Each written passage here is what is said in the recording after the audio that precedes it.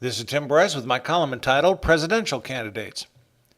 We would all like to believe we select presidents based on such attributes as experience, vision, and administrative skills, but unfortunately that has nothing to do with it anymore.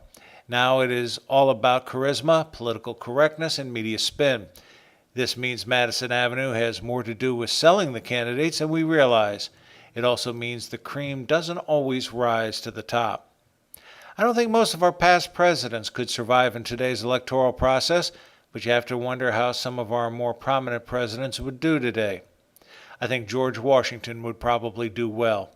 His sheer character alone would carry him well and thwart any attacks from the press. His credentials as Commander-in-Chief of the Continental Army were impeccable, even though he lost many battles. Nonetheless, it would be difficult for anyone to dig up any dirt on George.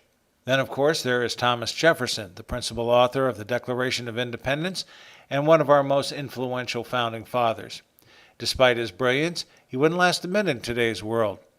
Most likely, the press would paint him as an egotistical egghead with secret allegiances to other groups and organizations. Then, of course, there is the sex slave issue. In other words, the press would likely eat Jefferson for lunch. As much as we have great respect for Abraham Lincoln, he would also do poorly in today's electoral process. First, he would be depicted as a country bumpkin, rough around the edges with radical inclinations. Even though he could spin a yarn, Lincoln lacks the charisma for the cameras. And this whole bit of Honest Abe, well, forget it. His words would be twisted by the press. Further, the mainstream media would besmirch his character, as they did with George W. Bush, because of his suspension of habeas corpus and arresting and temporarily detaining thousands of suspected secessionists in the border states without trial. I was always a big fan of Teddy Roosevelt, a no-nonsense type of guy who accomplished a lot, but as a candidate today, forget it. Roosevelt would be painted as a hothead and advocate of the NRA. His dislike of wealthy businessmen and corruption would prevent him from building an adequate war chest for advertising. Plus, the media would inevitably make fun of his voice. SNL and just about every comic would be doing unflattering impersonations of him. The only other president who might have a shot at doing well in our political arena of today is Franklin Delano Roosevelt.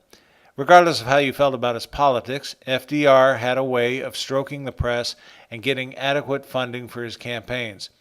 His problem with polio, though, would become a major liability for him in today's world. Whereas the press kept this undercover years ago, the paparazzi today would be chasing after him to take pictures of his leg braces and wheelchairs.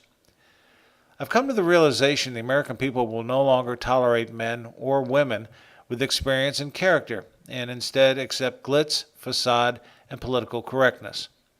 I remember Sam Rayburn, the legendary Speaker of the House from Texas, who made the following observation in one of his earliest runs for Congress. He said, quote, "I will not deny that there are men in the district better qualified than I to go to Congress, but gentlemen, these men are not in the race."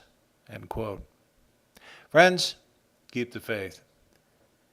This is Tim Bryce in Palm Harbor, Florida. Follow me on the internet at timbryce.com.